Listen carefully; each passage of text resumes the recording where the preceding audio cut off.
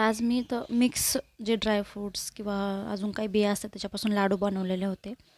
आणि त्यासाठी गव्हाचं पीठ घेतलेलं होतं 100 ग्रॅम, मखाणे 50 ग्रॅम घेतलेले होते, चिया सीड्सचे 25 ग्रॅम घेतलेले होते, खोबरं पण 25 ग्रॅम, आणि इथं आळीव घेतलेलं होतं 20 ग्रॅम, खारीक पावडर घेतलेली होती 20 ग्रॅम, आणि बाकीचं 50-50 ग्रॅम घेतलेलं होतं, काजू बदाम बिया वगैरे सगळ्या.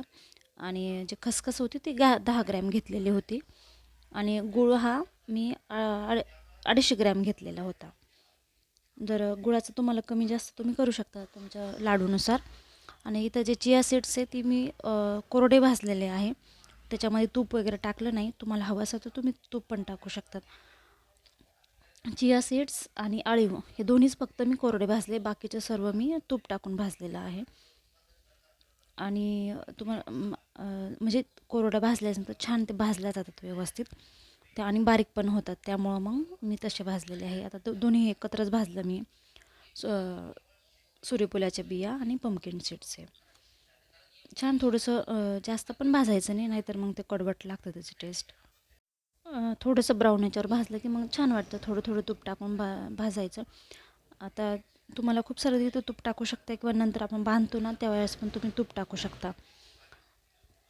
तर बघा इथं एक एक वस्तू सगळ्या मी भाजून घेतलेल्या आहेत, छान मस्त सगळे मिक्स केलेले आहेत. आता याच्यामध्ये मी पीठ टाकलेलं नाही आहे, पीठ अजून मला भाजायचं आहे.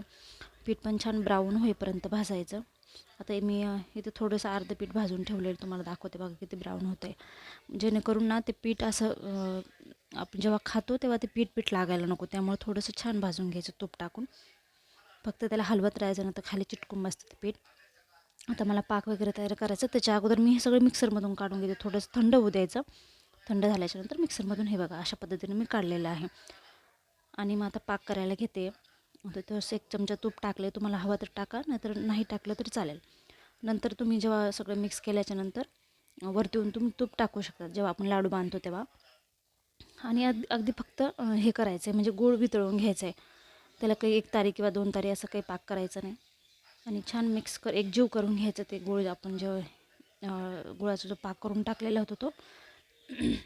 आणि छान असे लाडू वळून घ्यायचे. आता याच्या अगोदर थोडंसं मी लाडू वळून बघितलं होतं अगोदर, पण तो थोडासा वळला जात नव्हता, म्हणून मी तूप टाकलं 2 चमचे.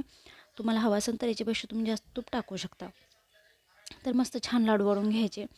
खूप छान लाडू झाले होते. तुम्ही बी नक्की करून बघा. आणि सगळेच खातात घरातले, असं काही नाही की म्हणजे आपल्यालाच खायचं म्हणून, सगळेच खातात, मस्त वाटतात. आणि मेन म्हणजे पौष्टिक आहे, त्याच्यामुळं नक्कीच करून बघा घरी.